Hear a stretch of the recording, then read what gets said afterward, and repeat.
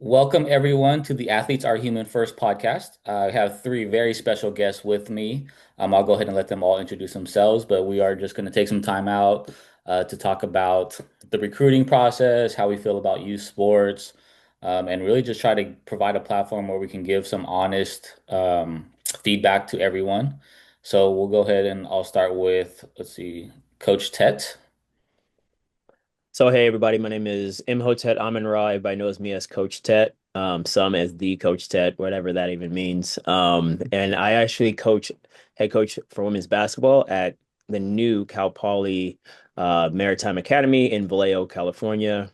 We are a small NAIA school that services the whole Western facing part of the Pacific, and we are a supply chain school. So anybody interested in that, it's something that's obviously very important for all the folks that are looking to get all their stuff from Amazon, from anywhere around the world. We help with that. So that's who I am. Coach Matt. I'm Coach Matthew Lowry. I am the assistant coach and recruiting coordinator at Jessup University. It's a D2 Division two program or Division two school, I would say, in Rockland, California.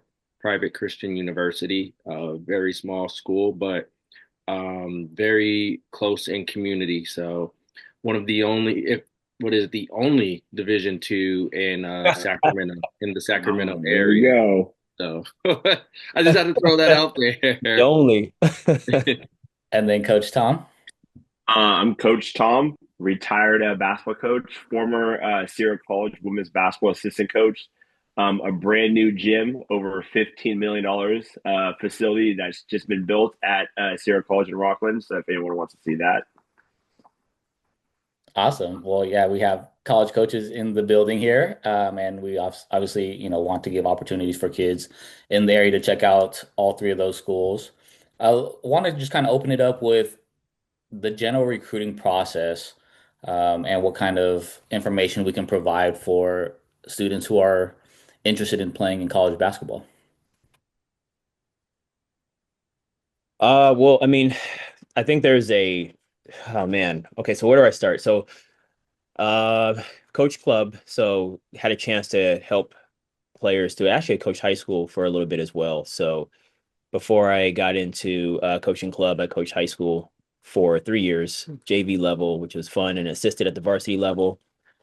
Um, was able to coach players. One player out of that high school, Santa Cruz High, ended up going to play college. Everybody else did not. And what was interesting about that was not everybody wanted to play college basketball. And so the young lady that did end up playing college basketball played for Southern Oregon University. Nobody really knew about it except for, me. I kind of knew about it.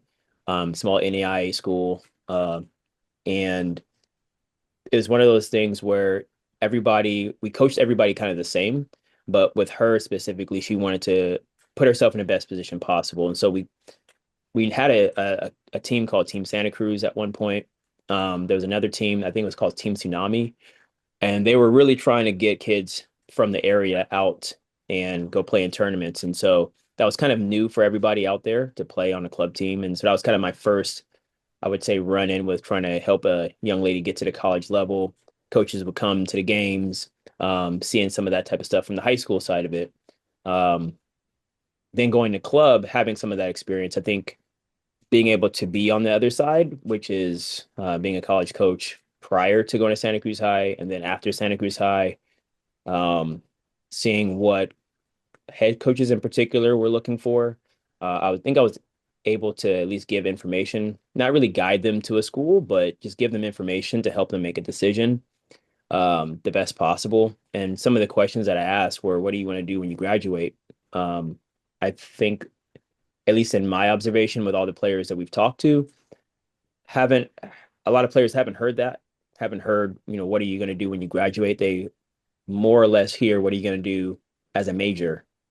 And so, because that's so broad, some schools have 70-degree plans. They can literally do anything and then not know what they're going to do afterwards. And so, I was fortunate to be able to use my degree and be in um, sports. My degree is in sports management. So The narrative going around of just get a degree and you'll open up a world of opportunities.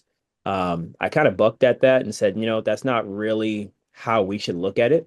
And so some of the players that I had ended up not playing past high school because they found um, a school that had a better degree plan for them, that they were still able to go, but they didn't have to play basketball as well. So um, I tell them, or at least I try to help when they're coming to me for the first time, is let's narrow down what do you want to do when you graduate. And that's going to help you decide what school is best for you.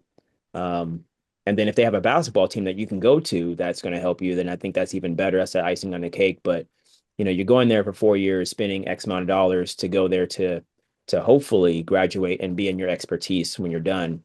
And so that's kind of the first step for me. And then now being at Cal Maritime, wow, formerly Cal Maritime, you see it's going to be a while before I kind of transition over. But at Cal Poly Maritime Academy, it's it's a significant focus on how we're going to prepare you for life after you graduate. And I don't think I can go back to any type of other narrative aside from you need to know where you're going to go to set yourself up, what type of internships are going to be available for you in the recruiting process. The coaches need to know this information, what resources are available to be able to set you up after 4 years. And so, even if a player comes to me, great. But if they don't, they need to be asking the coaches these questions. And what's your return on your investment? Parents love to hear that part because they're paying a ton of money to go to play club or even go off to college. But that's kind of the first question. And then if we can't get to that, then basketball to me really doesn't matter a whole lot until that part's figured out. Because I believe, we hear a lot of players leaving in their senior year and they're like, oh crap, what am I going to do when I graduate? So that's what I want to prevent as much as possible before they walk into the next 4 years of their life where they're trying to mature into an adult. So that's kind of where the recruiting process starts for me. Um, I would echo some of the same things too. And I mean, one of the things, and I went through this, when I was playing in high school was, what are you going to do when the ball stops bouncing? I think that's something that everybody has to ask themselves. Like, is this a school, like if basketball was the end, is this a school I can see myself at for the next 4 years? From the education, from the resources there, the community, even the area around. Is this a place where I can see myself living for 4 years? And I think that's something that some kids don't think about. It's like, I gotta be here for 4 years. So we're in this age of the transfer portal and stuff, right? And we see everybody on the move for different reasons, whatever reasons that may be. But I think for kids to have to think about, all right, I have to spend my 4 years here. Also, does this degree plan, or is it going to help me towards my career? Is the school going to help me towards my career? Is the networking and the connections, because that's another thing I think a lot of people have to realize is, like, in college you're also networking for your future as well. You're also connecting with people who you may run into down the road, who may know somebody that has who has a high, how can I put it, has a high, I don't want to say career, but high position at that business that you want to be at, or in that career field that you want to be. So you're also going for the networking, and you got to think, is the alumni base, is the student base, is it strong enough to where it can help me network towards where I got to go to, or to get my foot in the door for that internship? So Ted brings up a great point. You got to think about outside of basketball, because the basketball perspective of things is going to work itself out. That's easy to find out. It's all the other intangibles for what happens after basketball that they got to think about. So when it comes to recruiting, that's something that I think kids should think about. I'd say right by their junior year is, what do you want to do career wise, and what do you want to do with your degree? And then ask the proper questions of, like, hey, well, how can it help me get to this spot? How can it help me get to here? And I think that'll separate itself when kids are making decisions or looking into schools. And I mean, and I think a lot of it too, just to piggyback off of that, I mean, that might be community college. I'm a JUCO product, so we didn't have options. I didn't have options coming out of high school, and that was, I mean, for me that was fine. Went to AR for more than the 2 year window, so I just try to figure life out, and I didn't have to spend a ton of money doing that. And so I think that's important to note. Like the it's you're paying a ton of money to go to school now. Hopefully, there are things available for you, scholarships, all that type of stuff available for you. But to your point, Matt, like if you're not willing to spend the money to go there, then the discount on your education doesn't even really matter. Um, the education isn't worth it to you. You're just going there strictly for the discount. And I don't personally don't want to coach a player who's there for that. It's very transactional. Mhm. Um, there are some coaches who can coach transactional relationships, and that's good. I'm happy for them. I just think at our level, at the school that we're at, there is more to it than that. They're paying to come to the school, and I don't want them to feel like the only thing that they're getting out of this is putting a ball in a basket. So, um, that's just a very important question. Does our school have value enough to you where you would pay the public school tuition for that? And then if it does, like, let's continue the conversation. And so fortunately, like a lot of people that we're talking to, um, they do have that element to it. And there's been plenty of us that, what, coach, it's not something that I would pay for full price. And it's like, great. So, I'm giving you the information. It sounds like a good idea for you, but it doesn't quite hit it for you. So that's totally fine. You got to go to another spot. And there are some that are like, yeah, this totally makes sense. I never even knew about us. Um, so I've always told players too, like if it's community college, like that's one is going to save you a lot of money while you're trying to make a decision. If you know schooling is for you, because maybe what you want to do when you graduate is important enough to go to college, then if you go to community college, you're saving yourself a bunch of money while you're making that decision. Um, with the caveat of please make sure you're doing your Cal and you're staying on track and not taking a bunch of random courses. Um, Right. so that you're set up for when you end up going playing at the next step, you're not putting yourself behind a year or two. Um, and so I've recommended community college and actually look for community college players because I understand the dynamic and what they're coming in with skill set wise. So just want to put that out there. You want to talk about Sierra and your JUCO experience, Tom?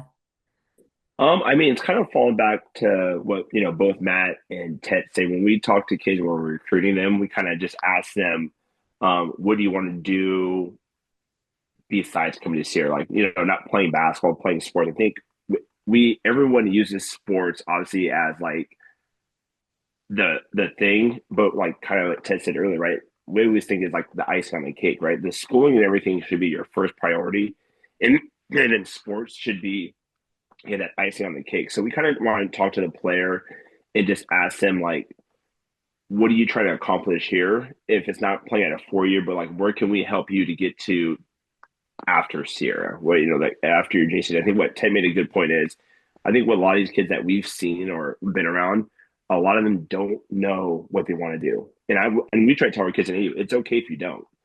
But that's why maybe if you're going to the JC route, whatever it is, going for a year or 2 years to understand what you want to do to get you to the next step to figure out like, all right, now I know what I want to do and now I want to steer my career this way. That's fine. I think what a lot of kids get mislabeled in a way where they just say, all right, I want to go to Division 1 or whatever. It's not even necessarily for sports. I just want to go here because I want to get away, not realizing all the financial, aspects of everything. And all of a sudden now they come back and like, well, I didn't like it. I didn't know what I was getting out of there. I wanted to go to out of state because I wanted to be away from family.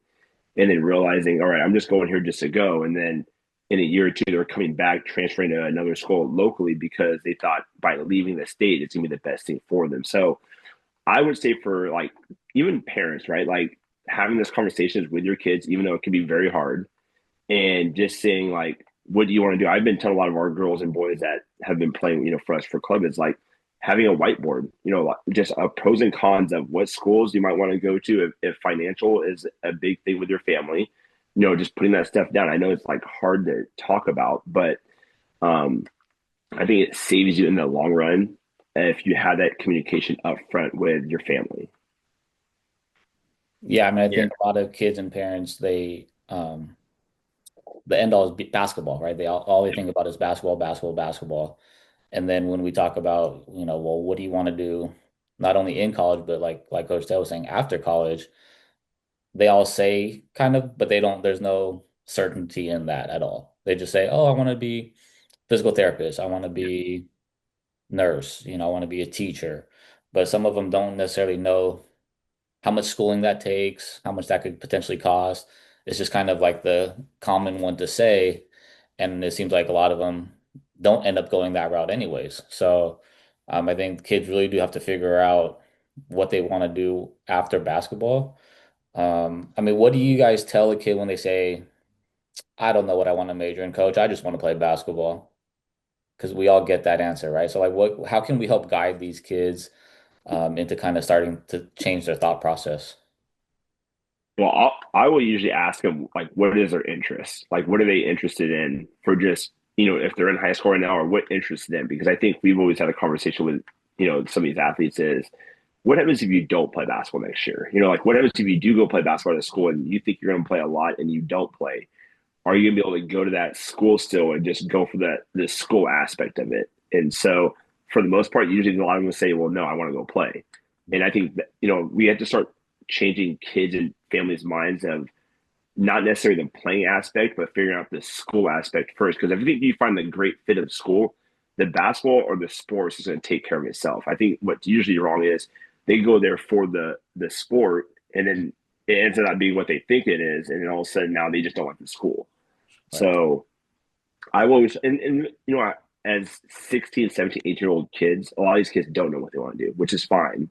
Right. But I kind of start telling them like, well, what interests you, right? And then maybe just kind of have that to the side, and you can figure out like, hey, what can we do to get your classes where you can get to that major? If that's going to be, if you change it, your sophomore or junior, at least you have the prerequisites of whatever classes you need to do.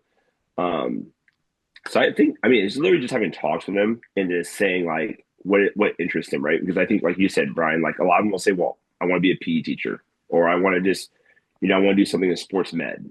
Well, there's a lot of people that want to do stuff in sports med. So like, what is going to separate you from, the hundreds of thousands of people that are trying to get a sports med degree or whatever it is? So just talking with them. Yeah, I would piggyback off of that. I went through it personally where my basketball playing days or my basketball playing days were cut short at an early age, and one of the things that my parents always talked to me about was, well, what if, because my goal was always to get in the NBA when I was younger. So my parents would ask me, well, if that doesn't work, you know, then what? What do you want to do? And so that was something that was put into my ear at a very early age. And when that time unfortunately happened, I already knew right away this is what I want to do, and I was able to quickly pivot towards what I wanted to do, just from a career space, and then figure out what I needed to do in college. What were the schools that were going to get me there? Where I wanted to go to school at, and where I could be that will help propel me to that, and was able to accomplish that as well. Now, again, like what Tom said, these kids are 16, 17, 18 years old. So they're not going to know what they want to do. Half the time, they don't know what they want for breakfast or for lunch half the time. So it's just having conversations, whether that's parent, someone in the family or someone outside the family, coach, mentor, just to help guide them, to ask them that question of like, okay, what interests you? What's something that you're interested in? Okay, if you're interested in wanting to go into music, okay, well, let's find something in that school to help you get there. If it's, I want to go into graphic design, okay, well, let's find something to where you can take the classes or where you can look at the schools that will help you get there.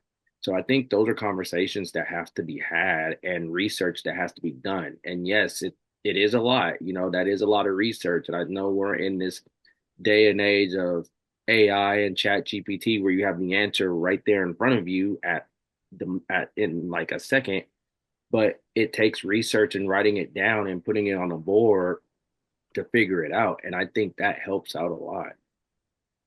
Yeah, I mean, I think at the end of the day, they have to just do their research, right? Like, no matter where they end up going, you have to do your research. Like, if you're reaching out to coaches, kids reach out in email, social media, they reach out to a coach and they say, "Hey, I want to play for your school," and they have no idea what the majors they offer. They say, "Oh, I want to be a teacher," and then they don't even offer a teaching credential there. So it's like, do your research, and it's never too early to start, right? Because people say like, sophomore, junior year, that's important years for your recruitment, but start doing the research early. I think it's never too early to start researching schools, learning about the different levels, NAIA, D3, D2, JUCO, National JUCO.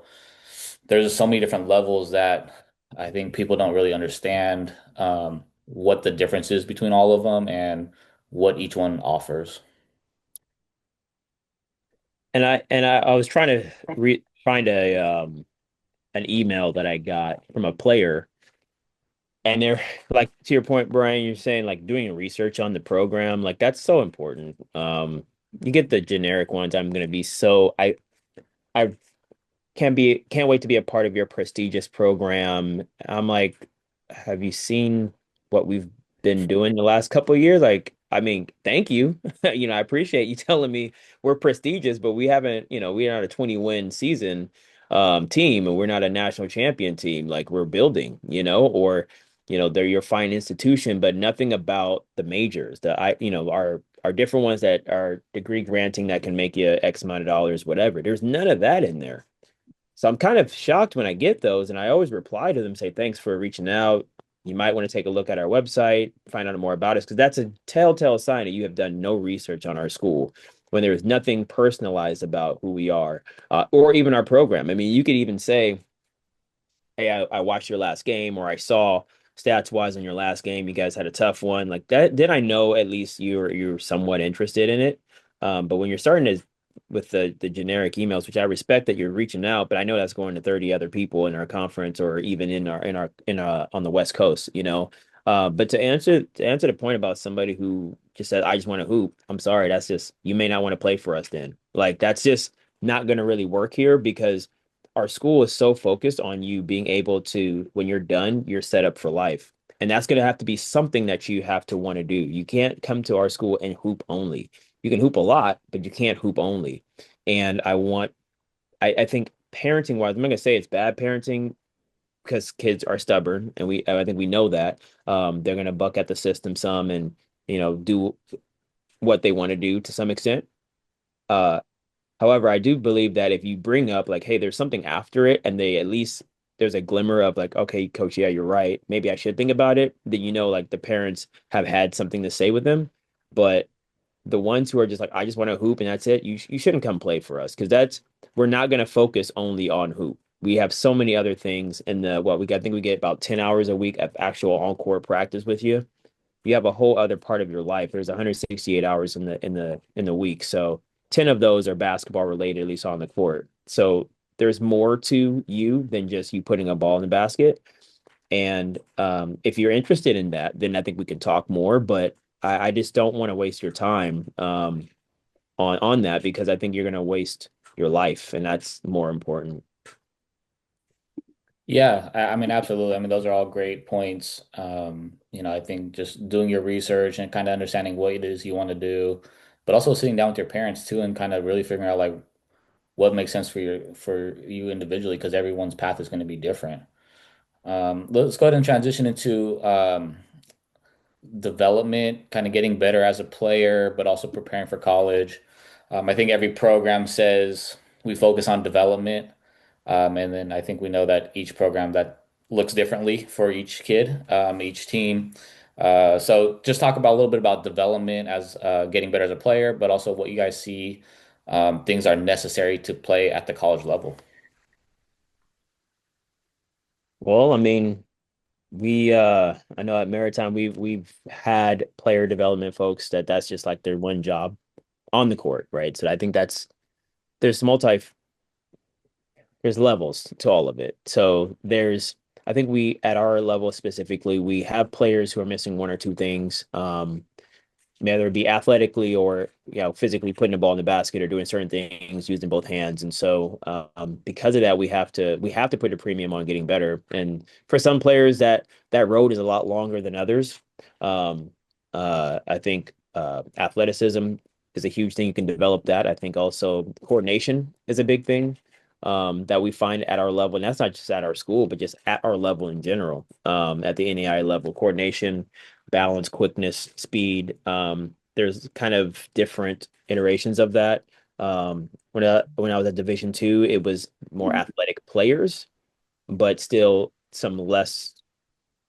The skill set was a little bit better, but you could tell there was deficiency still. So the athletes were better, so they almost like overcame some of those deficiencies. But when you get to a certain point, playing certain teams, you have to be able to do all of those things, and those teams typically would suffer at the time. And so, um, I've learned that development, and then and I'm always going to be talking about the off the court stuff too, but the life development, I think philosophically, folks that have at least things figured out for themselves once a specific time frame is over tend to do better when they're on the court.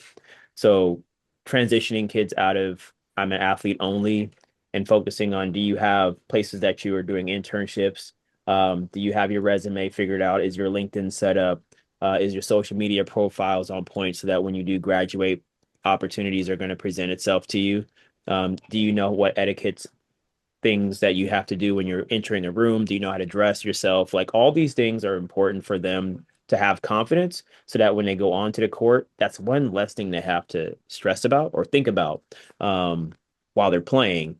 And so that's, I think, a big philosophical thing for me is how do we develop them on that side of the house? And then also we're transitioning them into adulthood. So accountability is a big thing.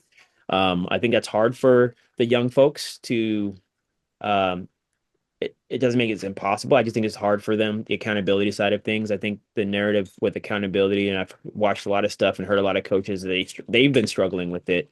Is that how do you hold a player accountable who doesn't want it per se and been given everything? I don't think that's all the way true. I just think you have to speak the language, and so it's about going deeper and trying to figure out what language allows them to hold you accountable. What moments in time have they figured out that they've gotten the most out of themselves and have appreciated looking back at it and knowing that that's what they want. And so not every player on a team is going to be the exact same person, and players are going to be watching how you coach that person. But I think it's really important when you're reaching that person specifically, then you can get the most out of them. And so I think all those phases of development is very important and not just focusing on the court. And like you said, I mean, that's a huge premium. Everybody talks about it. It's different. Well, it looks differently to every program, but I think unique to our school, we have to have all the other stuff, not just the basketball side of it. Because we're setting our kids up for failure if that's the only thing we're focused on that's on the court. And then this year, we're fortunate to have somebody he's going to be there basically every single practice. And so, like I said before, having somebody that's going to be able to work with players' skills and enhance them, that's huge for us. Because again, knowing that players are going to come in with specific deficiencies, we want to be able to target and address them and then have an actual plan that's going to be a daily one, not just, a couple of times a week or whatever we can make it happen. But to be focused specifically on each individual player to get better and meet their need. Not every program can get that. We've been fortunate and blessed to have, people that are local to us that can give their time. And so taking advantage of that and giving players no opportunities for excuses, I think is going to be the biggest thing. So we have those resources and we can tap into them. And I think they're right in front of us a lot of times as coaches and at programs. We just don't really see that. We don't see them as an opportunity. We kind of have relationships with everybody on campuses. But you can pull in resources off the campus and say, hey, we need you to help us with whatever it may be, and more target them that way. And so that's what we've been fortunate to have here at Cal Poly Maritime. Um, I would say for development on the on-court side, for us at Jessup, we tell the players all the time, you have 24/7 access to the gym, to two gyms actually, to We don't have that, Matt. We just have one gym. So we go from 6 to 9 p.m. We don't have 24-hour access at not even William Jessup anymore. They took William off. They said Jessup. So that's And what they switched colors. and they went switch brands too. This is crazy, Yeah. man. This is 24/7 access. Wow. Yeah, I mean, all they have to do is go to security and say, "Hey, can you get me in the Warrior Arena?" If they and there's a list of our players of the roster. But we know for some players, you could tell them get in the gym and do this, but they don't really have a they don't have a roadmap of like what to do or anything, right? There's no direction. We're just telling them go in there and work on this or work on that. But what does that look like? At Division II, we have these things called Kara hours. So you get preseason, you get 8 hours a week. And that's for every player. You get 8 hours a week from the second week of school to the time you're like 35 days out from your first game. And then once you get to that time, once you get to 35, or not 35, but 35 days of your first game, then that increases to, I think, about 20 hours a week. So typically your preseason work is really just working on like just different things on your own. You kind of have to, because us as coaches, we're limited to that time. If we go over that time, then we can have practice time taken away from us, things like that. It's considered an NCAA violation if we go over that time. Where during the season, we get more time with them. So, of course, that's an hour and a half, 2 hour practice. And then we do these things called shooting groups, where really they're just individual workouts or group workouts where we're working with a specific skill group during whatever time they have that's open. And we're on the court with them, just taking them through different drills, different scenarios, one on one. And that's where they're getting a lot of that one on one time to develop. My first year at Jessup, we did that. And, a lot of players' numbers started going up. It led to, us winning 22 games, going to conference tournament and a national tournament. So this past season, we didn't do it as much, kind of got away from it. And it showed offensively, it showed. But I would say that's just the thing of this, getting in the gym, pulling a coach in the gym. For us at Jessup, how Ted, you say you have one person who specifically does that. And for us, it has to be all of us, from the head coach to myself to even Coach Caitlin. It's all of us that do it, because we all have a hand in player development and making these young ladies better.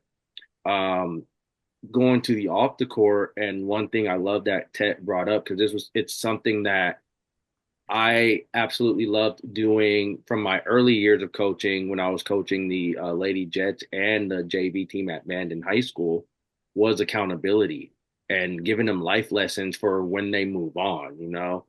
Um, the biggest thing is like, what does that look like? How can we tie in basketball to life? How do we give them life lessons to help shape young adults, so when they leave college and they go into the outside world, they're ready for it.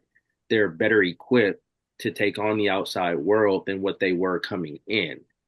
And so that's something that we always try to figure out, whether it's, giving them some type of advice or sitting them down and just talking something other than basketball, because we travel to our game. So we're not always talking basketball when you're on road trips or when you see these kids or anything like that. You're talking life with them, getting to know these kids, figuring out their livelihood and what they want to do and how can you help them. And for us as a Christian school, from a faith perspective, like, how do you help these young ladies out?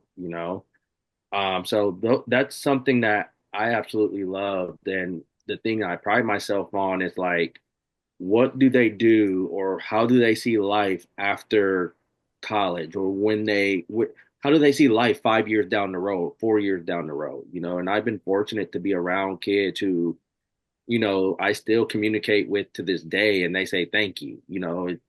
Whether it's through Instagram, text message, they're like, I didn't understand when I was younger, like what you were teaching me, until 3 years later, it finally clicked. And that's something I always told players, like even going as far back as coaching the Lady Jets.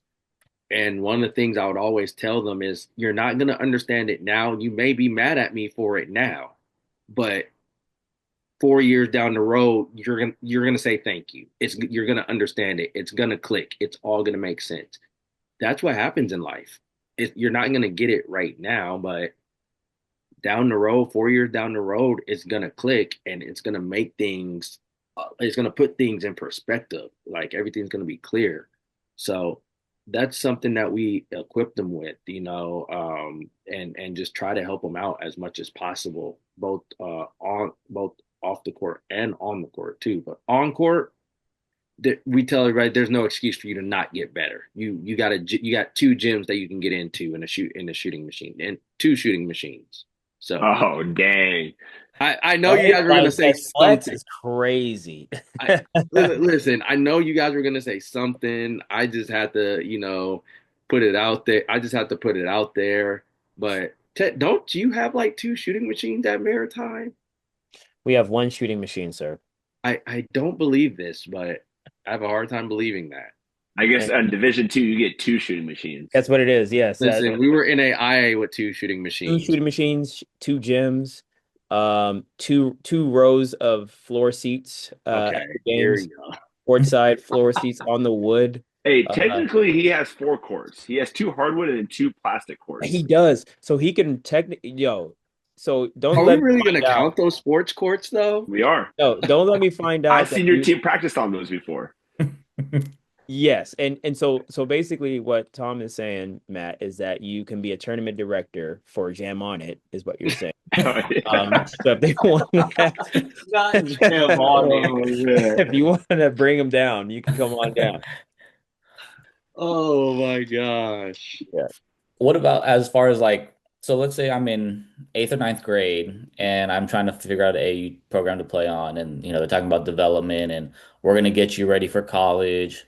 What kind of questions should they be asking the coaches, directors? What kind of things should they be working on to truly be prepared for college basketball? Because I think a lot of the kids say, "Yeah, I'm getting ready for college," and then when they get there, they're like, "Oh wow, this is way different than what I've been working on the last 3 years." And now they're behind kind of the eight ball of like, I've been picking up habits and learning certain things, and now when I get to college, it's just completely different. Any thoughts on that?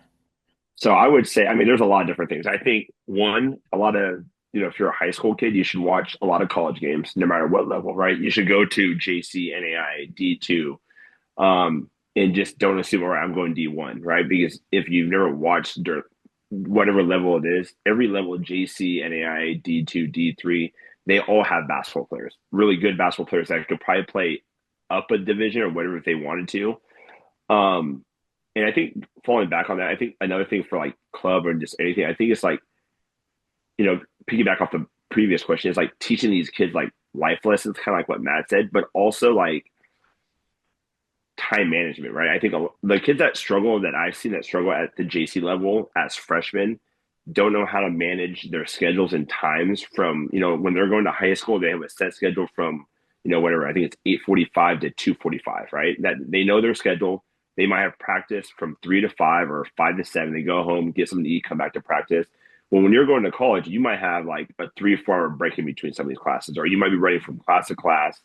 You might have to tell, your professor, hey, I actually have a basketball tournament for, Sarah, we go on a 3-day tournament, but you might have classes on those days. Like having those players have to realize that, well, my mom or my parents can't bail me out anymore. I had to communicate this with my professor that, hey, I'm going to be gone for 3 days. Can I get 3 days of assignments? That way you're prepared. And I think the kids that I've seen struggle the last, 5+ years at Sierra as freshmen is they don't know how to manage time and just have a set schedule of like, all right, this is what my schedule looks like on a daily. And I think that goes back to like, we tell a lot of the girls, if you're not willing to work on your game outside of our practice, you have to be okay with whatever results happen in games.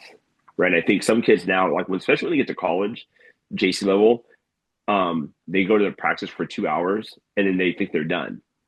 And then they don't really work on their game. They don't come in extra. I'm not saying not everyone is like that, but if you're only going to practice for 2 hours when it's like more maybe an hour, hour and a half of team practice, and there's only 30 minutes to an hour of player development, what are you doing on those other days to help your game out? So that way, when you get in the game, kind of like what Coach said before, you're prepared to go in and, like accomplish what you've worked on.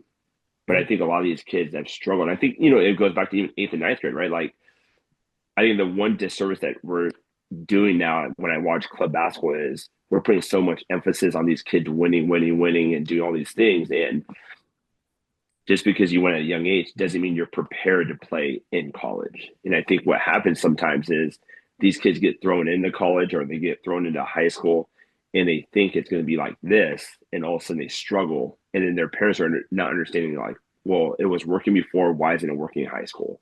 Mm-hmm. So I think just having open conversations, some kids can't do certain things. Having that conversation with them and their families, like, hey, this is what you might need to work on, right? Not, like they could take it two ways. They could say, all right, I'm not going to listen to you and do it the way they've been doing it, or they might just take the feedback to help their game, so that way when they get to college, they can be able to achieve what they want. Yeah, I mean, I think even this spring and summer when I coached with you, Tom, with Dynasty, like we emphasize defense, right? Like we made all of our girls defend probably harder than what they defend at their high schools, Yeah. right? So getting used to defending higher caliber players, but also understanding how to play team defense. Me talking to multiple coaches, when we're out on the circuit, like all of them talk about can you defend, can you defend? And even at D1 programs, they said, yeah, we get kids all the time that can't defend. We have to teach them all the basic concepts. We even have kids that transfer, they're juniors and seniors, and we still have to teach them defense. Yeah. So not every program is teaching certain, I guess, is teaching defense or putting emphasis on defense. And I mean, we see it all the time in AAU. It's score, score, score, trap, full Mm-hmm. court press, layup. And I think, we always talk about, I think if you have 5-star players, it's a little bit different, right? Like if you have like these power forward kids, 5-star kids, I mean, you can teach them, but like the kids that are not in that high caliber, which is a lot of them, Mm-hmm. is letting them and their families know, like, hey, we have to play man because these schools don't think you can do it. Mm-hmm. So, Yeah, I mean, I agree. Considering, I mean, and it was tough. So my last year coaching with West Coast Elite, right before I got, or no, not right before I got the Maritime job. It was like in between.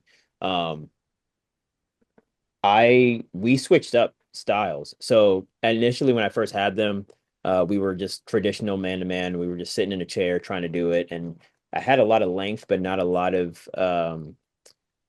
we didn't rotate fast enough defensively on a lot of stuff, and I had to play more to their strengths. So this is a tough thing for me to make that because I'm from the same school. Like I'll do some stuff to throw curveballs in there just because I don't know what coach, what program they'll be playing for, if they need to do zone, if they need whatever. But like we went full like system basketball where we pressed and trapped and did everything the whole time. And we had to do that because that was the only way that we could stay competitive, yet at the same time show what they could do. I was completely opposite of that. Like that wasn't natural for me to do. And so, but it also developed them athletically because they had to move faster, which was interesting because most of the players that I had were like fours and fives in high school and they wanted to expand their game. I said, well, look, if you want to do that, you want to shoot, you got to be able to stop the person in front of you that's in that same position. And so to you guys' point, like I you want to be able to you have to be able to sit in a chair and guard. You can't be a liability. How about that? Like I think that was the biggest thing I tried to talk to a lot of the players about was yeah, you can index on one, but can't be the liability on the other. And so whether that if you're like a solid defender, just don't be a liability on offense because that would really suck. And then in the reverse. And so like that was what we had to do. We had to play faster and we had to do things differently. We still sat in a chair. We didn't trap everything. That was a good part about it. Like we did full court press and turn people, but like we also in the half court wasn't going and trapping everything. And so that was I've seen that on stuff. And I'm like, I can't even evaluate what you do. But I know like if you are playing fast and you are trapping and you're jumping up and you're being more active, I'm like, okay, she has some levels of athleticism. Um, and I battled with that quite a bit. Like to be honest, like I went about a month trying to say, if I do this, what are the repercussions of it? What are the things that coaches because I'm there put myself in their shoes on the sideline. What am I watching right now? And is that going to be a fair evaluation for them? And so, but I had to make a decision because our team needed something that was going to emphasize probably how much they were going to play their first year, to be 100. I mean, I don't think anybody on that team was going to play more than 10 minutes a game, if that. And so we had to play a style that would make them play less minutes but be as effective. And I had to start building into their brain that, hey, as a freshman, you're not going to play probably more than 10 if you even get on the court, which is again fine. You're not a college player, you've never been one. So you're going to have to learn how to play college basketball. But if you get 10 minutes, you're going to be pretty effective because you understand the tempo in which you have to go. And so that's how I was able to figure out like this is probably going to be the best for them, 1,000%. And so to speak to the eighth and ninth graders, um, going into it, like Tom was saying, like there's levels to it. If you're a P4 kid, like eighth and ninth grade, you're being evaluated. You got to play against good competition at your age group. Like you got to have other kids that are going at you so you can go against them because you're going to be for the next 3 years watched. If you're somebody who's not a P4 kid, you should be working your butt off to get better. Like that's if you don't have both hands and you can't use both feet and you're not on balance every time you get a little bit of contact and you're only doing set shots and not being able to pull up and get elevation, like there's a lot of things for you to work on and get better at. And I think for us in America, maybe there's some changes coming up in the next decade or so. But I think us in America put too much a premium on the winning part, like you were saying, Tom. Like we go so much on winning, winning, winning. And there is a benefit to teaching kids how to play competitive basketball, which will allow you to put yourself in position to win. But to emphasize you're not a good player unless you win is where we missed the mark in America. Not everybody, but like as a whole, basketball, we missed the mark. And then you find that players will leave a program because the process is we need to get you better so that by the time you end up playing good competition in your age group in 16, 17, where you're going to be evaluated, you'll actually not be lacking anything. The process gets shortcut because they bounce to another team that looks more competitive and they have better athletes and have bigger names. And it does the kid a disservice, unfortunately. It does the parents a disservice because they never get to watch their kid actually grow and get better. And so that's where that breaks my heart a little bit is that I was athletic when I was younger, but I didn't have all the skills. And I played JV basketball when I went to high school for 2 years. And so I had to learn how to play basketball competitively against stronger, faster players. So by the time I got to varsity, I understood how to play that way so I could help my team. It's too bad on the women's side. I don't know about the boys' side, but on the women's side, for sure, it happens a ton. And so like that, I think most players, if they get a chance to, or if any of the people on here get a chance to watch this and hear this, I think the long-term athletic development model is really, really successful. They started it in Canada. They do it overseas. It's a long-term approach to being active for life. That's kind of the objective.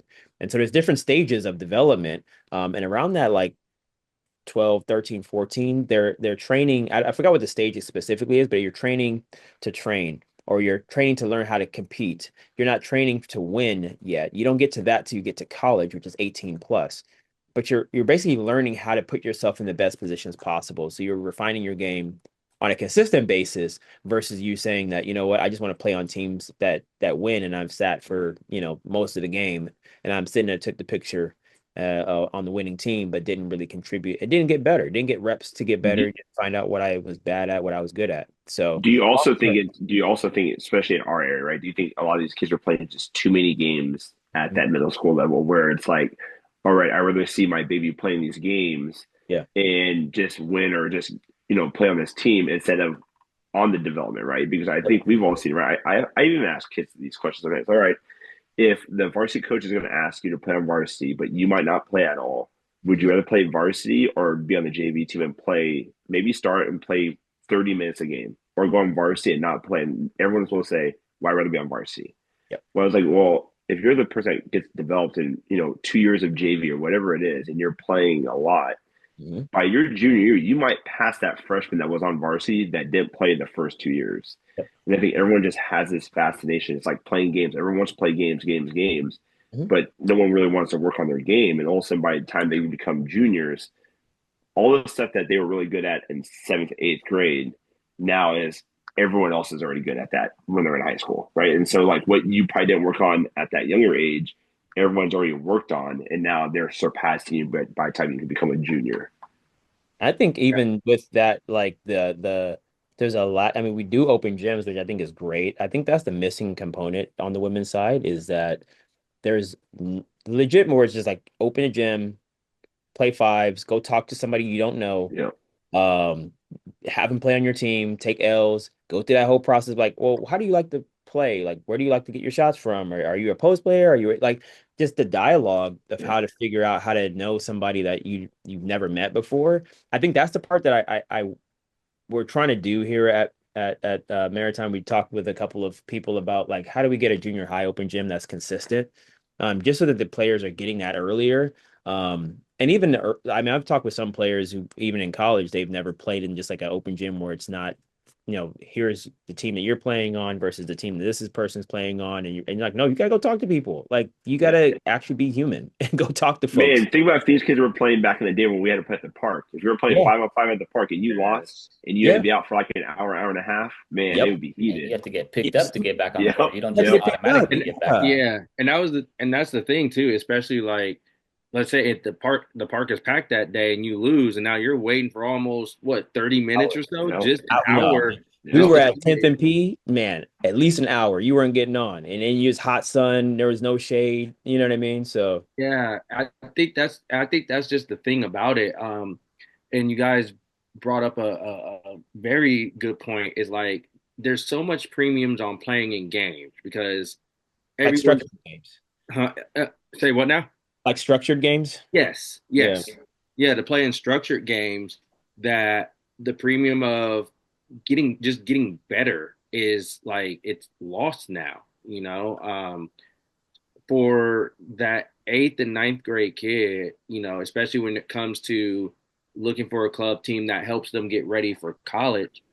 My thing I also look at is like, I look at it like this. It's like, well, one, before you can think about college, because again, not everybody goes and play college basketball, and we're talking about your eighth, ninth grade at that time.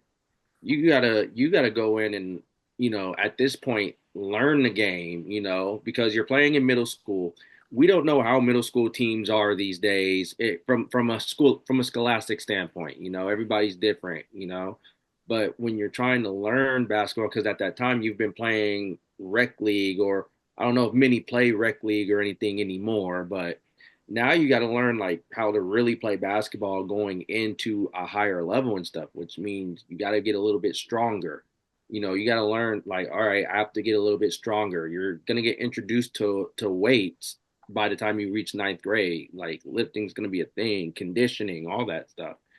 And then developing your game, being able to play off of 2 feet, being able to go right, go left, finish with your offhand, finish with your left, finish with your right, different type of finishes, things like that.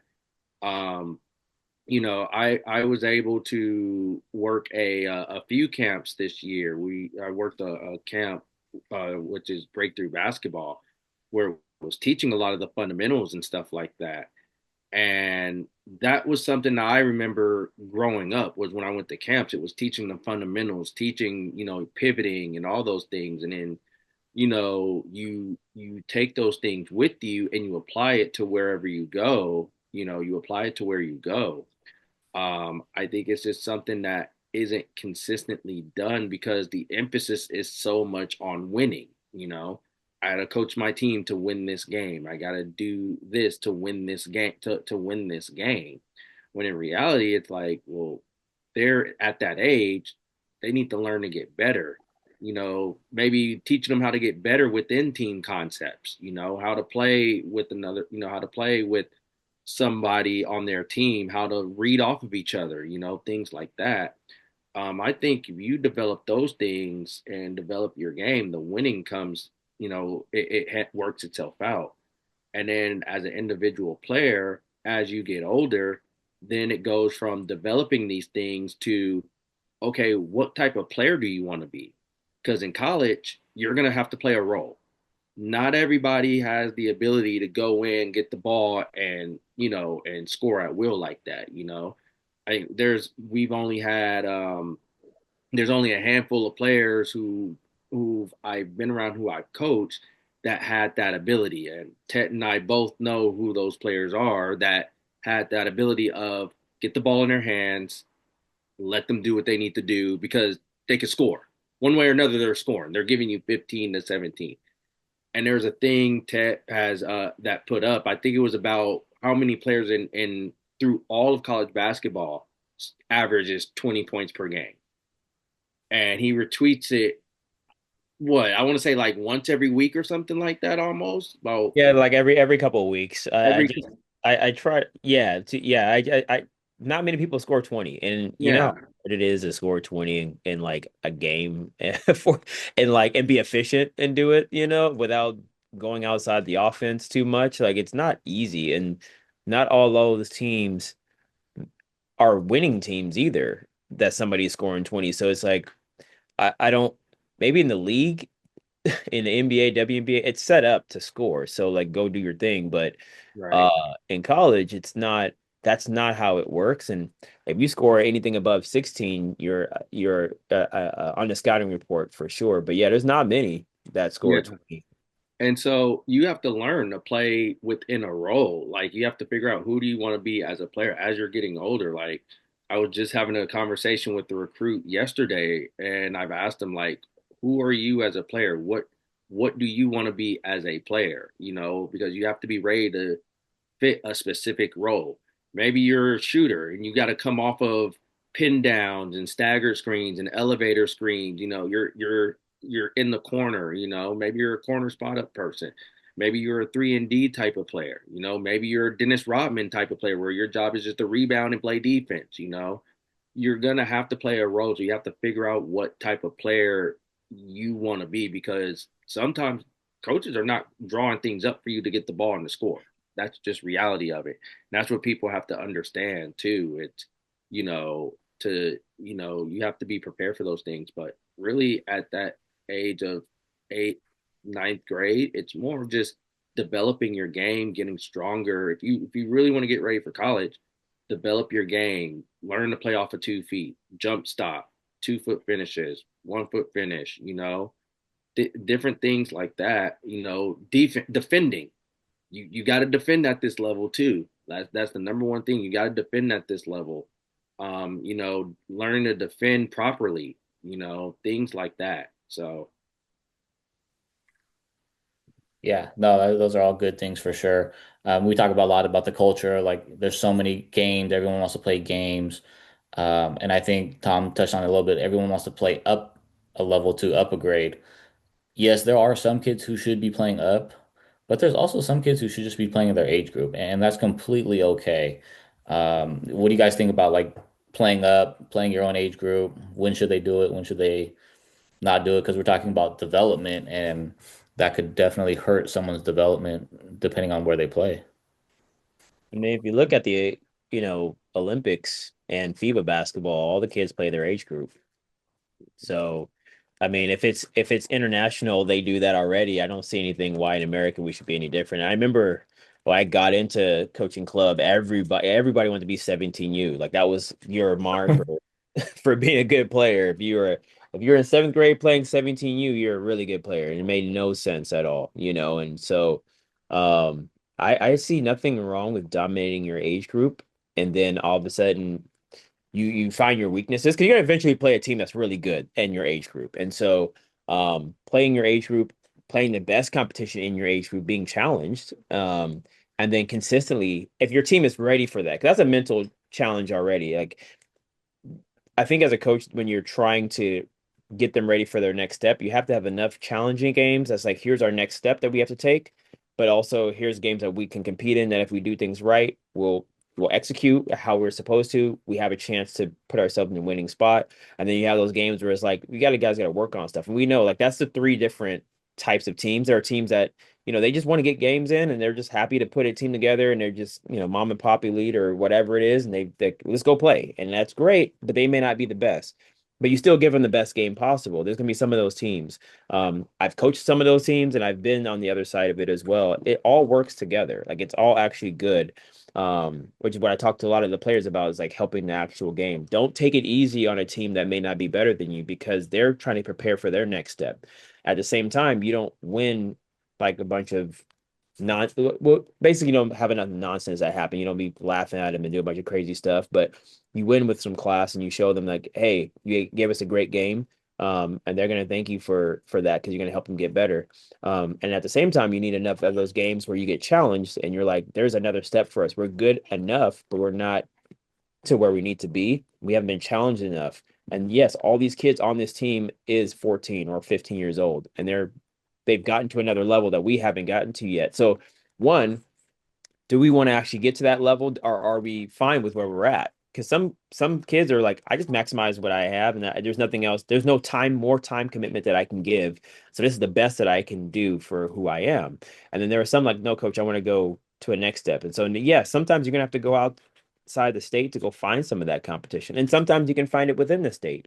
Um, but I think this the whole thing of playing up that's I think it's done now. I think everybody was doing that at one point, and I think people and coaches made enough of a complaint about seeing a 17U team and realizing she's a freshman and being upset that I spent my time and resources watching a team and she's a freshman and I really like her and I can't even recruit her because she's playing up.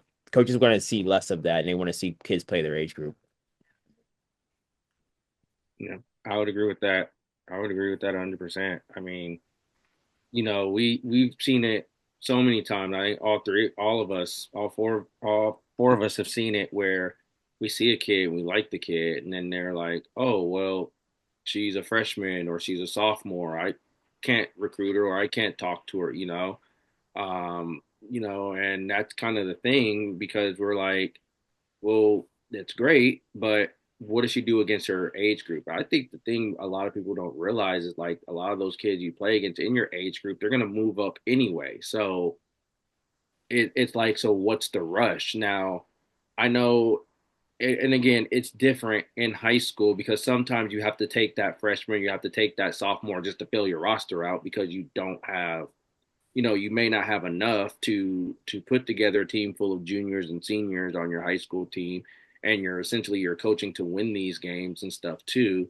So high school, I know, is totally different because circumstances vary depending on which high school you're at.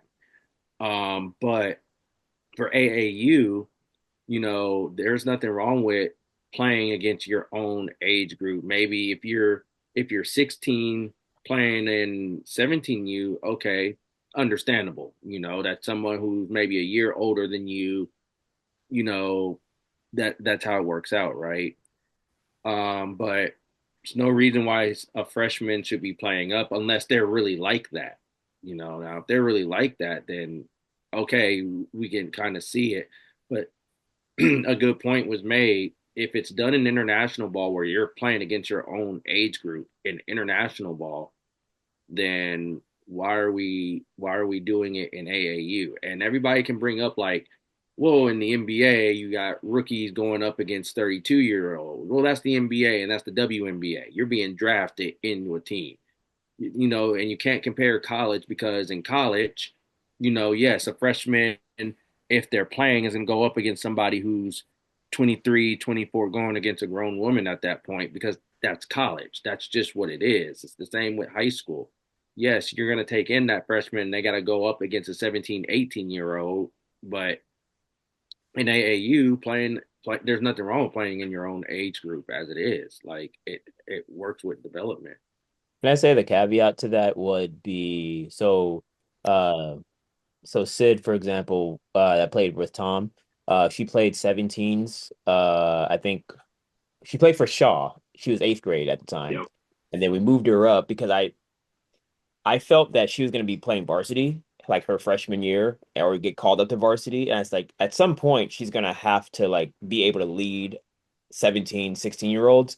So like that was something, or like Jamila, she plays 17s because at Stag, she's going to be playing varsity right away. So she had to learn how to play with older players and how to kind of command some respect. So that was kind of like the only like I would say caveat to that, it's if the player, the player going in is going to be playing varsity and you got to get her ready for that, then that would make a whole lot of sense to play up. But like if it's just to, I mean, she can be playing at the same level that everybody else or JV or whatever. Like I don't think there's personally any reason for it. And I think I said I think it's going back to how it used to be, which is you play your age group. I'll never forget Sid gave my JV team buckets when I was at Wilsey Wood when she was playing JV. It was a tournament. It was a tournament championship game. We were playing St. Francis. She was on St. Francis JV team. And Yeah. If Sid's watching this, which I know she is, she's gonna remember this. She's gonna remember that game. It was because your game she got pulled up to varsity, probably. That's right. It might be. It might be. I seriously think that's the case. She's So, gonna like, send you. She's gonna send you a thank you card. she might as well. It was so funny because so the game plan, and I knew we were playing St. Francis. I saw Sid was playing. So game plan was like, don't let Sid. I forgot what jersey number she was. But I was like, don't let Sid touch the ball. First possession, she has the ball in her hands, shoots a wide open three. I'm like, so Yeah. we just forgot the game plan of not letting her touch the ball at this point. We're just gonna. So yeah, I will never forget that, and I'm sure Sid remembers that as well. So yeah, it's probably because of that game that she got called up. There's probably a handful of games where players got called up because of our game. I just think it's important to like know what the plan is for the player. Like if she's gonna play varsity, especially as an eighth grader going into ninth grade, and the varsity coach is like, yeah, we need you on varsity. You're gonna help us in a specific position. I don't see too many post players as freshmen, but I'll say like Harper Peterson also like she was going to go to Whitney and play varsity, so that's why I had her play 17s because I was like we at the area that we were in we weren't going to get specific levels of competition at her age group. So we had to play her to get her ready for it. And it was a transition for her for sure going to Whitney and figuring out how to play against stronger players that they scout you, all that stuff. Like that took transition as well. But she was used to playing a specific type of player and she kind of had a point of reference to go back to. And so by the time it all figured itself out, she was ready to go. But that's what I would say would be like the situation that players would need to figure out is and parents and all of them need to figure out is like, okay, am I gonna be playing varsity my first year or am I trying out for varsity? I think there's a big difference on that, or even ninth graders that maybe play JV. It's like, okay, coach said I'm gonna move up and play this spot. You should probably be playing 17U or very, very competitive specific level 16U or whatnot or 15U because that's gonna challenge you at the speed, the physicality, the coaching, even to be able to get ready for your varsity season. I think that's really the only, for me, at least, that's the only makes a lot of sense to play up. Yeah, no, I mean, I think if you have a plan, then it obviously makes sense to play up. But if you're just playing up or jumping teams so that you could say, hey, I'm in 17U and you're playing, way out on court 100, right? And it's like, hey, I'm playing 17s though. Well, you could probably play 16s and play some of the top teams and actually play in front of coaches and actually be seen, even though it's only 16s. So I think it's definitely figuring out, sitting with your parents, figuring out what that truly does look like, and then figuring out what the best fit for you is. Yeah, I mean, the one thing I would say, I go back to when Ted coached for YB and I was coaching Dynasty. Even then, there wasn't that many girls teams in the Sacramento Roseville area, right? There was a very hand-select few, Yeah. and there was really good game battles, right? We every time we knew we were going to be matched up with each other, which when we played, usually it was every week, right? We always knew there was going to be a battle. Yeah. Now I would say there are so many more. I don't want to say they're mom and pop teams because there are more teams. There's just more girls teams, boys teams now. Yeah. So I think a lot of people are like, all right, well, if my kid plays 17U or if my kid's a 14-year-old and plays 17U, and I think what you were just saying, Brian, like just because you're playing 17U at a local tournament doesn't mean you're really playing against. And I don't want to say they're bad, but it doesn't mean you're playing against really good 17U players. Right. You might be playing players that are juniors and seniors, but might have never played high school basketball, organized basketball. So you're actually just playing in a very expensive rec league against a team where if you would have played maybe your 14th or 15th division against quality teams that are going to be there, you might get more out of it by playing those teams instead of playing a team that's older that probably has nothing to do with basketball. I mean, every tournament I see that's been going on the last month, there are some divisions that some of these teams are just not even basketball teams, right? They're just kind of put together. They might be some decent basketball players, or there might just be a whole bunch of kids just playing basketball. So, like you said, Brian, I think having that conversation with your kid, right, of like not thinking of the wins and losses. What am I going to do to help my child succeed? Or like, I think for us, for Dynasty this year, we went in saying, what do we need to work on individually and as a team? So this is why we are going to be playing all these, top teams, because you guys are so used to playing how you played in high school or your comfort zone, that we need to see what your flaws are to help you overcome that to become better college basketball players. Because if you're so used to doing what you've been doing in high school, you're never going to succeed when you get to a 4-year college. So, um, yeah, I don't think you necessarily have to play, but I think that's in our area in NorCal basketball now, right? Especially Sacramento. Everyone's like, well, my kid has to play up to 16. I think if you're one of those very few, like Ted had mentioned it, are Harper and some of these girls, well, they had to play up, right? Because it doesn't make sense for Harper at 6'8" to play against local kids that are That's 8th grade, right? It doesn't. Wild. I mean, that's right? crazy. Right? I mean, um, I mean, it's like, so I think it's different, right? I don't think you have to play up, and I understand Yeah, play up every now and then, but not every kid should play up. right. Yeah, and I think a huge topic now is like picking which tournaments to go to, right, for your AU team. So knowing what events your team or your club plans on going to is huge. There's not all live events are equal. And I think we saw that firsthand. Like there's going to be college coaches at one event, and there could be another event that same weekend that's a live period, and there's no coaches at. So I think really picking the right events. I mean, Matt, you want to talk a little bit, or Coach Ted, about like what events you guys go to for scouting, what that kind of looks like? Yeah, so really in terms of like what events we go to, one is always you always hit the backyard tournament, the local tournament, especially during live period, right? So whether that's in Roseville, that's in Oakland, you're always hitting those tournaments because A, it's in your backyard and you have to make a presence there. You have to make a presence there. That's always an important thing, because as I was always told, and Ted and I talk about this all the time. Don't want anyone else coming in your backyard. Now you're taking those kids, and then you're also not developing those relationships with a lot of those people in your backyard too, which could be a bad thing for sure.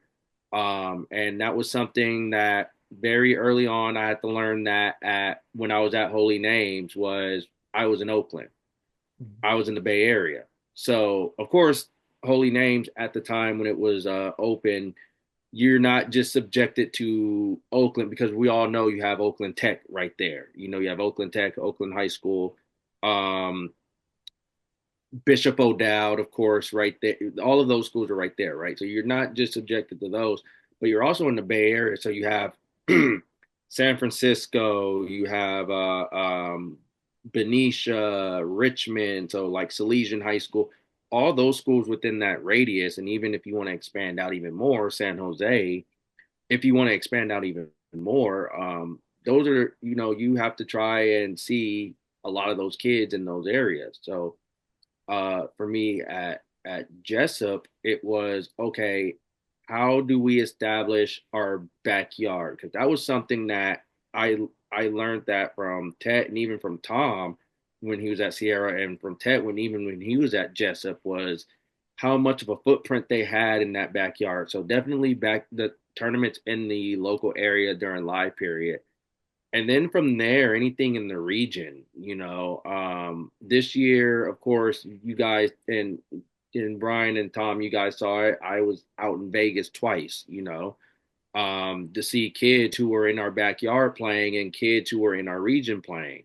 So I hit a lot of the Vegas, I hit the Vegas tournament, I think the year before that, last year actually, it was Ladera and Arizona because Ted and I were with West Coast Elite.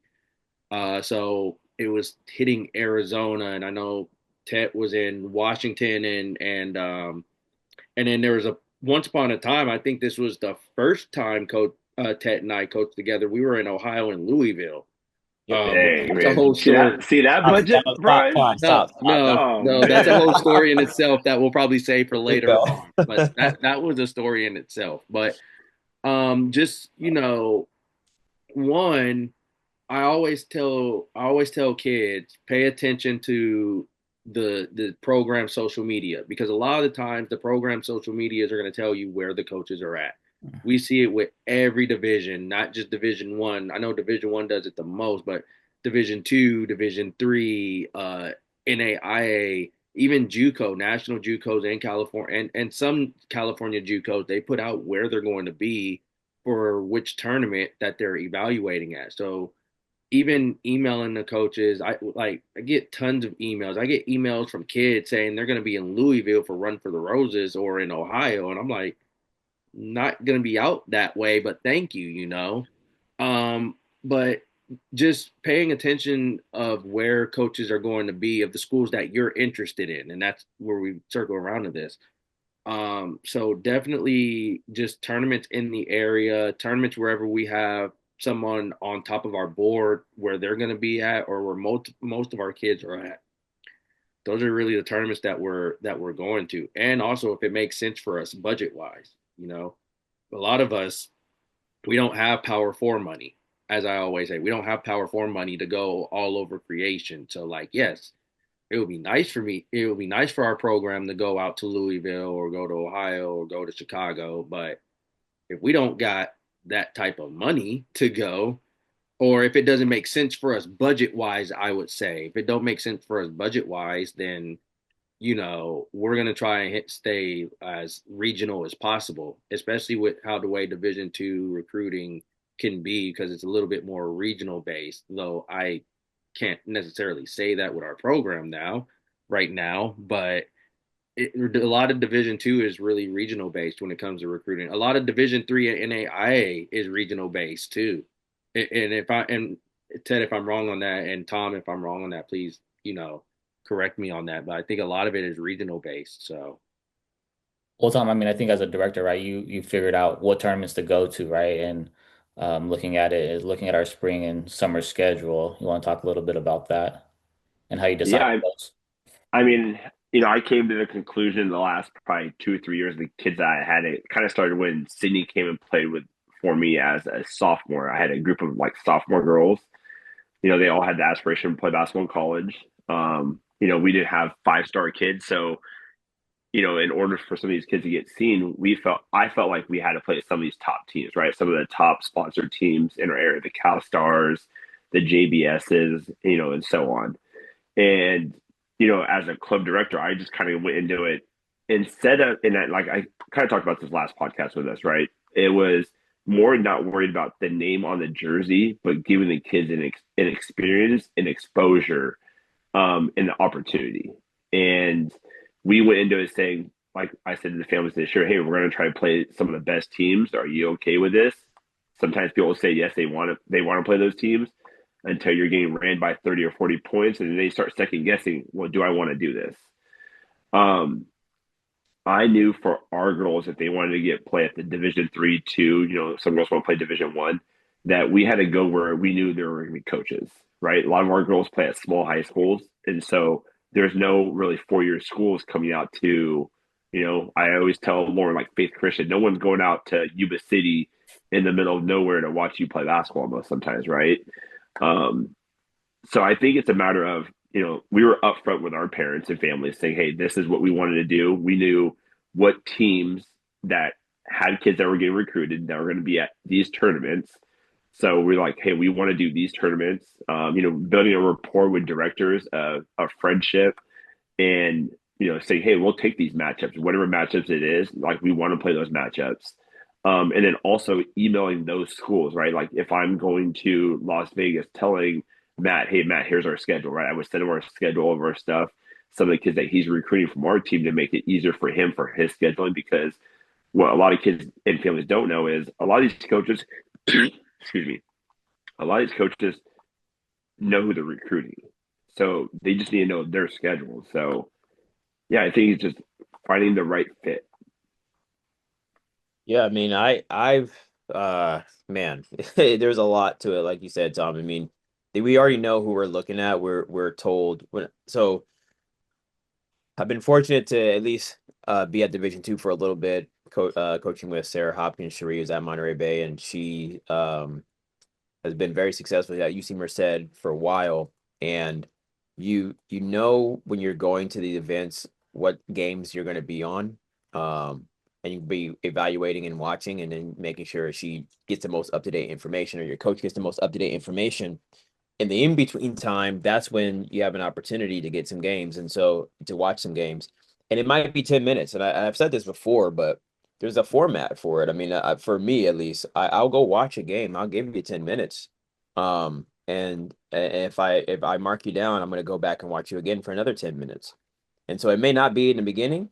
It may not be like right at halftime. I don't know when that 10 minutes is, but I'm going to give you another 10 minutes. And then if I'm like, okay, you have some stuff that you're doing, I'm gonna watch you for a half. And so that's 3 games I've watched you for already. I can kind of get an idea of who you are and if we should be recruiting you or not. Now, that's for the live events. But I think players fail to recognize is that there are so many other events that they're playing in that I can go watch. So send me that schedule also. In fact, for NAIA, before when I was at D2, we couldn't go watch people outside of it. Now, if I'm a player, I'm sending Division 2s, at least Division 2s. Hey, here's my schedule. I'm playing at such and such tournament that's close by you. Would love if you send somebody from your staff to come and watch us play. Then you can see them when the lights aren't on per se, and they're playing with a team that they either know they're working on stuff, or maybe it's their high school team. That's a better opportunity to actually get to talk to the coach for longer than just the, hey coach, bye coach, and I'm going to my next game.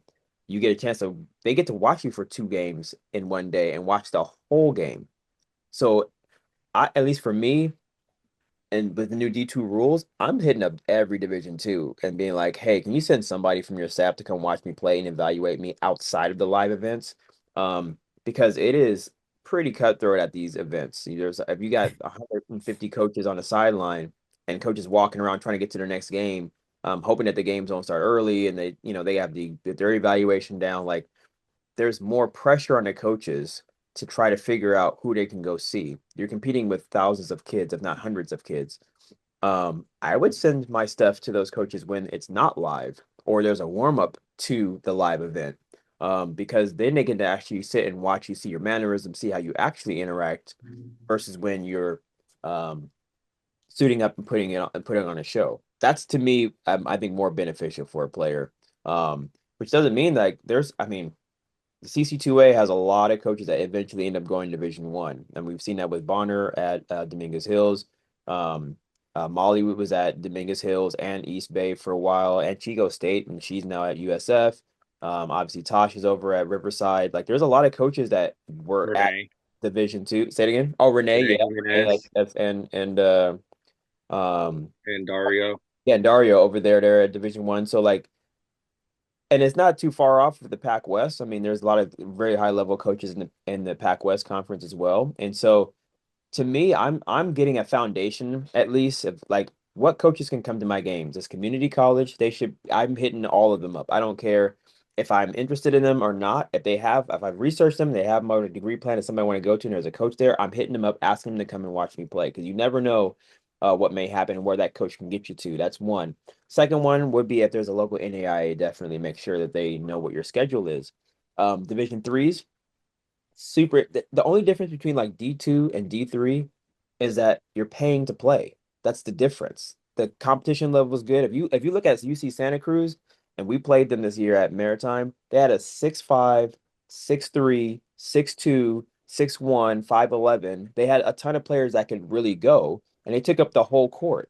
You wouldn't think. I think people think of it as tiers, like Division 1, then D2's next, then And they're D3. all closer than what you think. They're just paying to play. And reality is academically, if they get a ton of money, then they don't have to pay for school because academically it's taken care of, but maybe not the housing side of the house. And so basketball is actually really good. I would take the national champs from D3 against any D2 out there for sure. And so Division threes, I'll be hitting them up and seeing if they can come because their staffs are normally looking for high academic players. They're out of season after February typically or March. They don't, they have the different rules. And then I'm definitely making sure that the Division twos know where I'm at and what I'm doing. So that you have at least between those four different levels, I would say at least 50 coaches would be at a game and they would all be evaluating you in a less pressured situation. But that's me. That's if I'm a player and I'm looking at it from like, man, I can hit up all these people and they can come to a game. Yeah, I'm hitting them up.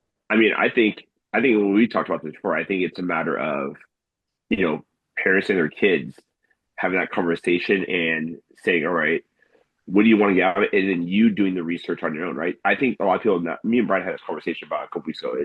I think when people play in AAU now, they think, all right, I'm paying a fee to be on this AAU team. Mm-hmm. All this other stuff they're recruiting just comes with it. Mm-hmm. And we all know that you want to do your research on your own. Sometimes you can't just depend on your AAU coach because it might also, it might be late and you're like, well, why isn't anyone calling me? Well, you can't just assume by, hey, if my team is going to this viewing period tournament, I just assume there's gonna be coaches there, right? I think there's gonna be coaches there. Just because I'm going to Chicago, Vegas, Arizona, whatever it is, there is gonna be coaches there. Sometimes there will be, sometimes there's not. And if there isn't, did you do the research? Did you send the schedule out? Did you email these coaches? Say, hey, I'm going to be here at this time to be here.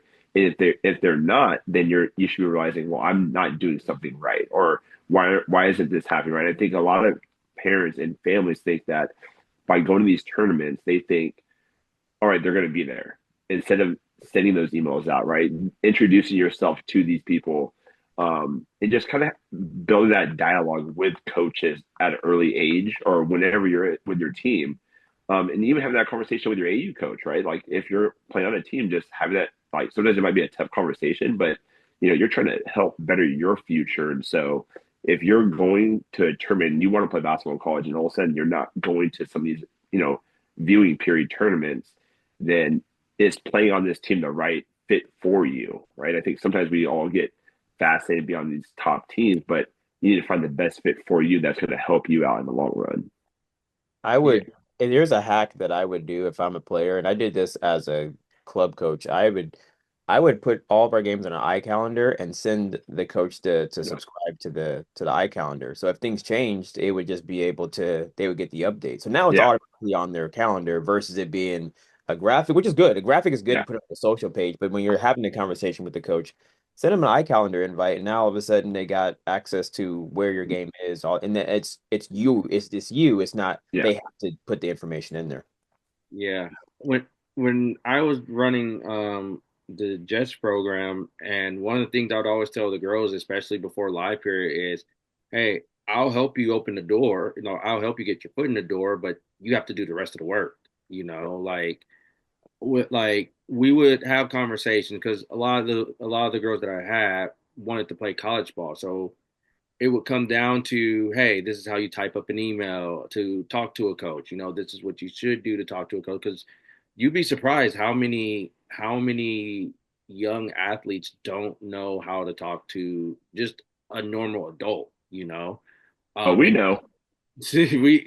man, and so it's just teaching them of like, hey, this is what you put on an email, because you got to think of it. It's essentially like you're interviewing for a job. When you go to a job interview, you have to write, you have to have your resume and your cover letter and all that stuff ready. What do you think this is? If you're interested in that school, why are you interested in that school? Do the research, and to the point that was made earlier, like also I think it's knowing as a club coach too, it's also knowing like your niche, like what level your players could possibly play at, right? Like we all know not a lot of people have Division 1 players. There's like a handful of teams that have players like that go Division 1. Like you guys had Lauren Harris, who clear as day was going Division 1. You know what I mean? But not everybody has that player. So it's more so of finding that niche of like, all right, all my like when I was coaching the Jets, all my players were NAIA, JUCO, or D3 level players, right? I maybe had the occasional D2 kid, maybe I had the occasional D2 kid, but I was hitting up a lot of the Division threes, the NAIAs in the area, a lot of the JUCOs in the area. I started with Solano, like telling Lizzie at the time and Matt, hey, we're at this tournament. Don't know what you guys are doing this Saturday, but I know a handful of ladies in the Solano County area is going to be there. So are going to be playing, so you guys can come and see them play. I'd hit up the JUCOs in Sacramento. So whether that was Folsom, whether that was Sierra, hey, we have somebody who you might want to take a look at, that you might want to see play. And instantly, like a lot of that stuff carried over to where, we're contacting the NAIAs, the JUCOs, and then really it's having a conversation with the players, like was said earlier. Where do they want to be? Do they want to go to school out of state? Do they want to stay? Do they want to stay in state? Do they want to stay in the region? Do they want to go far away from home? So it's compiling that research and then going, okay, I now have to hit up every school. So like case in point, last year running the Jets, we were down at Ladera. We were down in Ladera, and we had a whole bunch. We had a whole bunch of schools from NAIA to JUCO to Division three that were there to watch the girls. And mind you, this was when I had Natalia Sanchez was playing, Athena, um, the oh gosh, why is their name getting the Hedrick twins who played at Vacaville High School? All of them, they were playing for me. And so we get there, and now these girls who weren't really getting a whole bunch of college interest are now leaving Southern California after playing with like a lot of D3 NAIA and JUCO interest. And now it's like, okay, now it's up to you. I tell them, I'm like, now how you guys want to navigate it? It's up to you guys to navigate how you guys want to do it. I did my part to help you get there. Now this is on you the rest of the way. And if you choose not to have those conversations, or if you don't talk to anybody, then that's on you. You kind of put yourself in that situation by not having those conversations. But if you do have those conversations, now you have to narrow down, okay, is this a school that I want to be at? If I do, all right, I pursue it even more by taking visits, applying to the school, things like that. If I'm not, at least, and I encourage everybody to have those conversations with those coaches. But as I tell them, at the end of the day, it's their journey. We're just there to help them as much as we can. Yeah, I love it. I love it. I think last question. So there was rumors that all three of you guys were going to come together and have a AAU program. I need to hear more about it. Ain't no Oh, rumor. It was it that's was that's it was that's not a supposed it was rumor supposed at to all. happen. It was supposed to It happen. was it was happening. We have a logo and everything, and We had then a logo. and Yeah. then I don't want to say any names, but it wasn't me. The other two guys decided to go somewhere else. I don't want to say any So names. So so okay. so So here's the oh, idea of it was we had a thing, and we were supposed to come together and have an AAU team. I think it was we were dream. just gonna take the best players on our team or something like that, or our top players or something like that. Tom was gonna coach it. And and, I and was gonna be I don't know assistant who was coaching it. water guy. That's what I was gonna be. I was gonna be the background singer. So Gosh. but we were it was something that we talked about because we wanted, at the end of the day, with the three of us here, we want to do as much as we can to help these young ladies out. I know we all came together during COVID. When we really came together was during COVID. I met these two honestly at separate points within a year time span. So um, I know there's a whole backstory to it, but I met Tom at, was it Ultimate Challenge? Yep. at courtside. I met Tom at Ultimate Challenge at courtside. And then I remember seeing Ted at that same tournament and wanted to introduce myself to him after that game. Apparently, I looked upset. I don't even remember what He that. he I don't he know what was happened. he looked like he was in a bad mood. I was like, you know what? I'll catch him at another time. Yeah. Um, and then actually later on that year, we were in a group chat together, because a mutual friend of ours who officiates D2 basketball, was in that same group chat, and so me and him were in a group chat, and I think I put up a picture of our JV team, and he noticed someone who you recruited Mm-hmm. to where you were coaching at and ended up going to Jessup, Teresa. Yep. So that was when we first communicated, and when COVID hit, I think that was when we first all like got together and we just did Zoom calls, just bringing all of our kids on Zoom calls for them to learn that there's more to basketball. All right, hold on. Let me cut in real quick because this is how I kind of started my. We went. Remember this, Ted? We drove to Pocatello, Idaho Oh, I during remember that. COVID. We drove to Idaho, and he had his YBA team. I had my Dynasty team, and we were playing because there was no games going on. Right, we literally drove all the way that way to play all these other teams. Ted is actually staying in my room because I don't think he had a room. I didn't have a room. So he didn't have a room.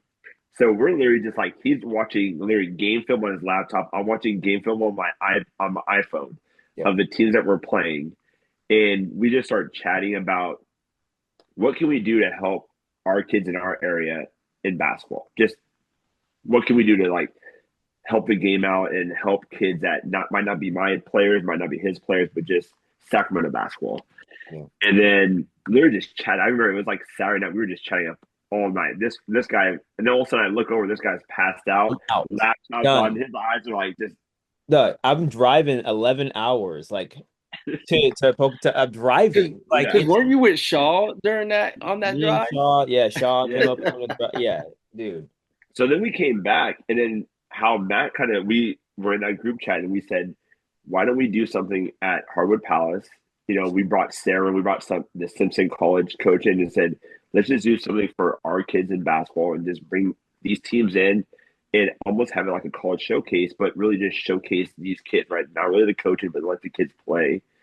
And then it was like a huge hit, right? A lot of the kids had the opportunity to play in front of some schools. And then we had gone around and just joked around and said, well, what happens if we just took some of the kids on each one of our teams and made it the West? We were going to call it the West Mhm. and see how it would be and then make a club out of it. Yep. And I think the side that us three had was it didn't matter who coached it because we were more thinking about it's going to help the kids, right? So if it was us three coaching it, someone might be the head, someone might be talking to them. Kind of like what we had this year, Brian, with me, you, Jenna, and Jeff, right? Like there's no head coach, but there's a lot of kids, a lot of coaches helping the kids achieve. Um, and I honestly thought it was going to happen, right? Because I thought, like, man, this is like three like basketball heads, like junkies that are going to come together. And then, yeah, these two sold out. So that was definitely what happened. Well, Well, okay, so Two here's sold the other out. part of the story. Here's the other part of the story. So yeah. at the time, we were doing the YBA, Pocatello, all that stuff. COVID was happening. So at who was Ken G, unfortunately, he made a career change. So he went from like managing YBA all the time to then moving more towards the real estate side of things. And he was like, just like, you know what? If you guys want to do your thing, you can do your thing, but I'm going to focus on real estate. It was I don't understand like having a large organization and managing all this stuff that was going on during COVID with people shutting people down and having it was too much. And so I understood. Uh, I didn't want to be a director. Like it kind of turned into that because I was the women's basketball team was a pretty competitive team. But I didn't want to be the director of that. I was coaching at Jessup. I was commuting back and forth. It was already too much. And so at the time I said, well, we can't do YBA anymore. What are we going to be able to accomplish? I got these kids who need a place to play. So we ended up going to West Coast Lead at the time. And so that's when I made the transition over there. So technically, yes, I could say I sold that. Well, first off, no, it wasn't even that. It wasn't even that because No, trust me, it wasn't even that. But we were able to put them at least in front of people during that time, and they had their own events, and so they had coaches there. And like what you said earlier, Tom, was like the small town kids. Like we had Lele on our team who was from Eureka. Like she was n nobody's gonna fly up to Eureka to go watch her play. And so by her coming down and being on our team, she was able to be evaluated and seen. And so like that was after, so it was we joined West Coast Elite.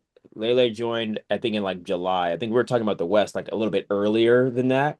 And so, but she came down, and I was like, man, if we would have had her on the team plus like everybody else, it would that team would have been crazy, you know. And I think Harper ended up going to a team Jason at Kidd. the time. Yeah, at that like all around that time, people started to kind of splinter off, and so I was like, well, you know, it is kind of what it is. I, Because we were playing I each other didn't. almost every weekend. And we had Ella Ray, we had Harper, we had McKenzie. Like we had a ton of kids on our team that I thought was like, man, this could be actually pretty dope.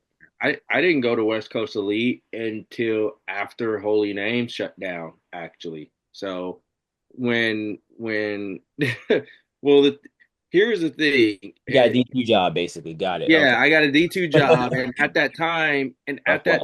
the D2 rule at the time was you can't coach club Yeah. and D2 at that time. So I had to give that up.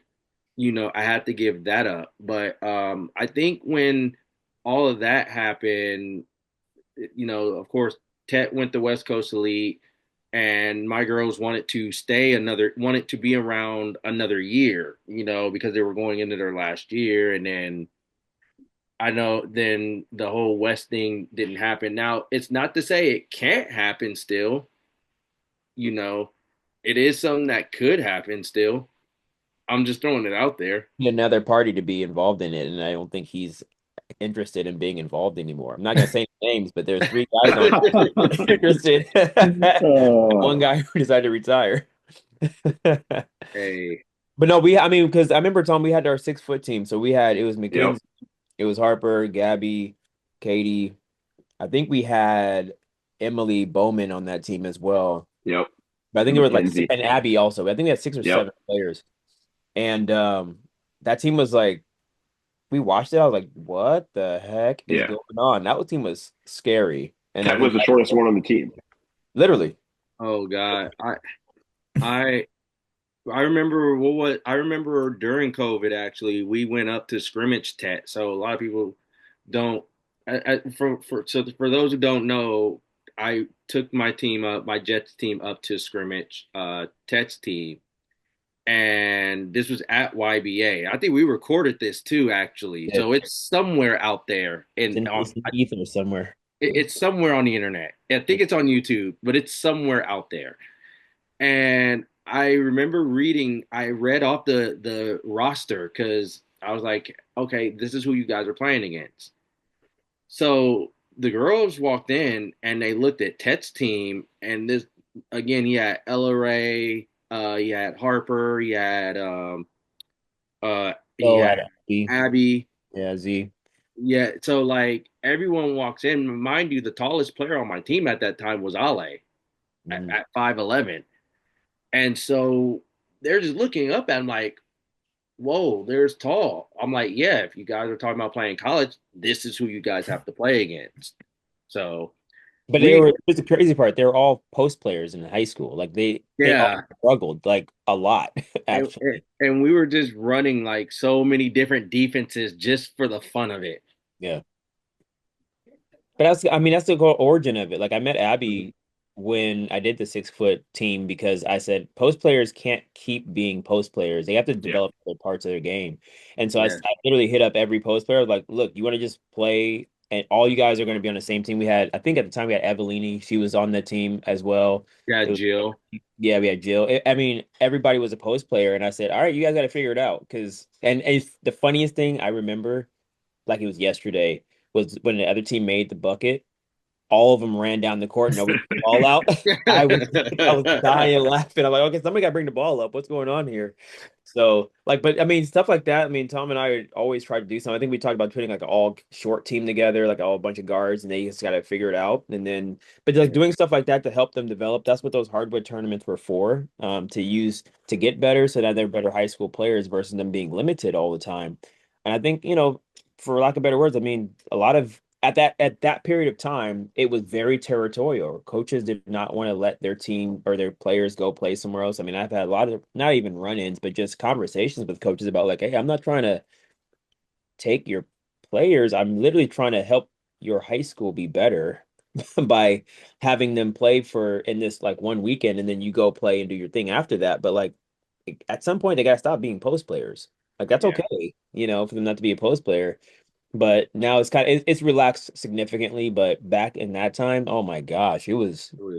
it was pretty cutthroat. So I but yeah, I would that's the cool part about I it. would say the thing with all three of us is like it was just more so we wanted to help the kids out as much as possible, and it was like, all right, how do we come together? How do we do something that really wasn't seen too much at the time in Northern California? Is like, how do you get three people together and work together from separate programs just to help these kids out? Like we don't like all of us, we don't have an agenda at all. Our agenda is to help the kids out. And one way or another, it's like if I have a kid who I know, like, all right, I can only do so much for you, I'm gonna send that kid up to Tom, to Tom or to Tech, because I know they're gonna get the most out of them, and I know they're gonna have that kid's best interest, in for them, and how many people can comfortably say stuff like that? I always say that there's a handful of people I will recommend kids to go to. If it's not me, which that's fine, there's other people who I know who are good people that will have the kids' best interest. There's a handful of people. I'm glad to say, like, these are two guys who definitely are the handful of people I would recommend kids to go and play for. Because I know, especially on being a college coach now, I know if they play for them, I'm like, okay, I know I'm getting the real from these coaches. I know I'm getting the real from them on who they are as a kid, as a player, all those things. Well, I told Harper, I told her when I first started with her in seventh grade, I said, look, if we do this right in 2 years, you should not be playing for me. Like that shouldn't happen. And then literally like to the day when she first started with me, like she started playing for kid. I was like, that's what you should do. And it was the funniest thing is like it wasn't like she was nervous, but it was kind of, it's the first time she's ever done anything like that. And she's young. And I was like excited for her. And it kind of took her aback. She was kind of like, wait, what? And I was like, yeah, we talked about this. We said 2 years, if we do this thing right, you develop how you're supposed to develop, you should be playing for another club and you should be playing for a really competitive one. And her career took off from there. And I was extremely happy for her. And it didn't change anything. We still worked together. We still did stuff, all the time. She came to the runs all the time. So it wasn't like the relationship stopped, but that was a huge changing point in the relationship. It's like, yeah, you should grow and get better if we do this right. Now, if you decide to stay, great, good for everybody. But no, you should be projected to be a really good player. And so same thing with all the players that I'm like, okay, she has it. There's gonna be a certain point where if she does this right, we're not gonna be able to keep her here because I know what we're trying to accomplish. And for her, it's more. So I'll give the example of Lele. Like she was a Division 1 player. We didn't have Division 1 caliber talent on our team. But I said, look, if you want to go play circuit, which she was getting an opportunity to play circuit, I'm like, if you want to play circuit, go ahead. We'll support you. But it's really decisions on you. It's not up to me. It's you and your family. What do you want to do? What do you want to commit to? And it took her some time, and she was like, you know what, coach, I don't want to do this. You already have invested so much time and energy on in us. And so like let's keep this thing going. I'm like, great, awesome. But like it doesn't hurt my feelings if you go play somewhere else. Like that's not you've gotten to a point where you're seen now. People know who you are. You should be getting opportunities to play. People should be wanting you to go. But now if you decide to go, I'm gonna support you. Just let me know. Like I'm down. I will actually reach out to that person and be like, yo, I think you got a good one here. You should. This is what she's looking to do. Here's the people I've been talking to. Like I'll give them everything. She decided to stay, and we're pretty competitive because of that. But she didn't have to. And so I just try to be upfront with them. It's like if I know you're talented, but I know you just need to be seen, I'm going to tell you eventually at some point you're not going to play for me, and that's okay, and I'll be just fine because I can support you from the stands, you know. So that's I don't know that was just the example, you know, of how I do it, but it's there's plenty of those type of things that have happened, and there's also been the reverse, you know. So it just kind of is what it is, but I'm still happy for the kids regardless. So they get to play somewhere else. Yeah, I think that's the one big thing. We are actually in it for the kids, right? I mean, obviously, there's a lot of narrative on different programs, different coaches that, oh, they only care about their own kids. I mean, I could say for all the people here, like, we actually are happy for our kids on other programs that are going places. Like, there's no like hurt feelings, there's nothing personal. It's like, yeah, if you're a kid going to college and that's what your dreams are, like, we support that. And I think it's kind of rare, unfortunately, that most people like will just want to support kids in their program. And if they go off to another program, like Coach Ted was saying, like if you go off to a different program, I'm just going to support you from the stands. It's not necessarily like that for a lot of the kids, and I think that's where they have trouble leaving programs and figuring out what to do is because the previous coach might not be supportive of that. So I think let's end it with just one quick advice you would give to kids to help them for those who want to play college and be recruited. Just something real quick that they can do to help them with their process. Understand that any scholarship is a discount on education, and the word scholarship means you must be a scholar. So that's my advice for them. It's a discount on education, and the word scholarship has the word scholar in it. So make sure you're taking care of your academics because you will not play if you don't. Yeah, I would say keep the door open to all coaches. Doesn't matter what level they're at, whether that's JUCO, National JUCO, all the way up to D1. There's so much movement in the coaching world. You never know who a coach knows. Obviously, like we can refer kids to other programs, so like even if we're at NAIA right now, it's not to say that we won't help you get to another level. So keep that communication open with all the coaches, and you never know what opportunity might come out of it. Yeah, I would say run your race. Everybody's story is different. I know in this day and age with social media, everyone's posting up like, I'm getting this offer, I'm getting that offer. Everyone's story is different. So just, continue to run your race, do what you do, and the rest will play out for you. Everyone's story plays out different. Yeah, it's kind of like what all you guys say. I would say trust your journey. And then it doesn't matter where you start, it's where you end, right? And sometimes we just try to tell the kids just start, right? You're so worried about your end goal sometimes. You just got to get your foot in the door. And then it might take you 4, it might take you 5 years, but just enjoy it, right? I think sometimes we get so caught up in, what does Ted have that I don't have, or what does Matt have that I don't have, that you don't enjoy your own journey, and just trust your journey and enjoy it. I love it. Yeah. So I just want to say thank you all to you guys for taking some time out, just kind of helping hopefully the next generation of athletes and sharing stories. It's much appreciated. So thank you for taking some time out. Welcome. No problem. Appreciate it.